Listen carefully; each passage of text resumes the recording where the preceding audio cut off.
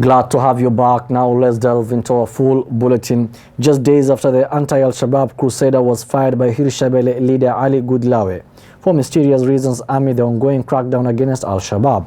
Former Hiran Governor Ali Jeite Osman rejected talks with the federal government of Somalia.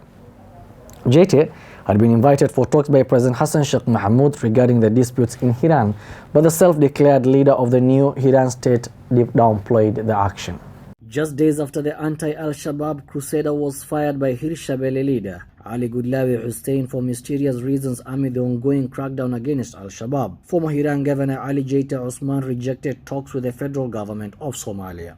Jeite had been invited for talks by President Hassan Sheikh Mohamud regarding the disputes in Hiran, but the self-declared leader of the new Hiran state downplayed the action. It's unclear why Ali Goodlawe Hussein, the regional director of Hirshabelle, and Jeite have been at odds. Speaking to the media, Jeite called his dismissal illegal and vowed to work with the neighborhood to establish a new state in the Hiran region. According to experts, the most recent standoff may make it harder to combat Al-Shabaab in the region. Anonymous sources told Dalsan TV Jeite may be wary of Mohamud's actions after his potential embrace of a recently appointed local governor by the Goodlawe administration. However, President Hassan Sheikh Mohamud is eager to promote unity, with the fight against Al-Shabaab being one of the top priorities.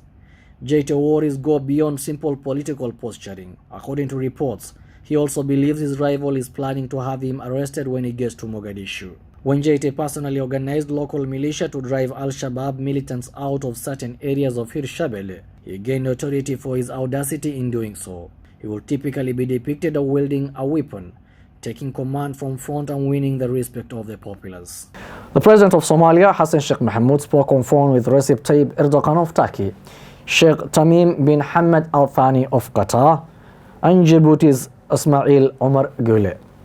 The president congratulated President Mohamud and the Somali people on the occasion of Eid al-Adha during their discussions.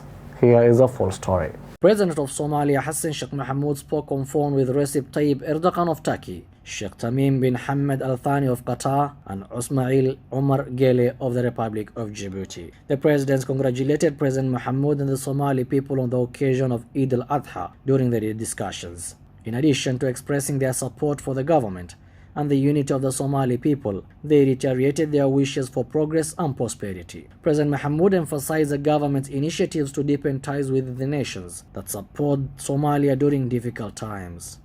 The federal government of Somalia is receiving assistance from a number of countries, including Turkey, Qatar, and Djibouti, in order to rebuild Somali army, which will take over from the African Union troops as the country's security force next year. 2 more military bases were turned over by the African Union Transition Mission in Somalia on Wednesday, bringing the total number of bases under the Somali security forces so far to 4.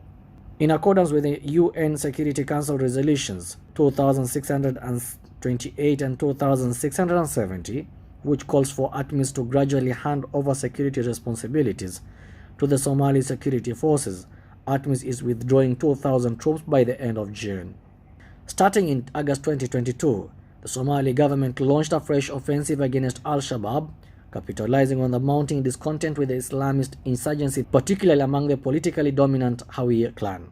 The operation has yielded the most comprehensive territorial gains since the mid-2010s, as soldiers fighting alongside clan militias dislodged Al-Shabaab militants from significant parts of central Somalia. Despite 2 warring parties announcing a ceasefire in observance of the Muslim holiday Eid al-Adha, air raids were reportedly disclosed in Khartoum, the capital of Sudan.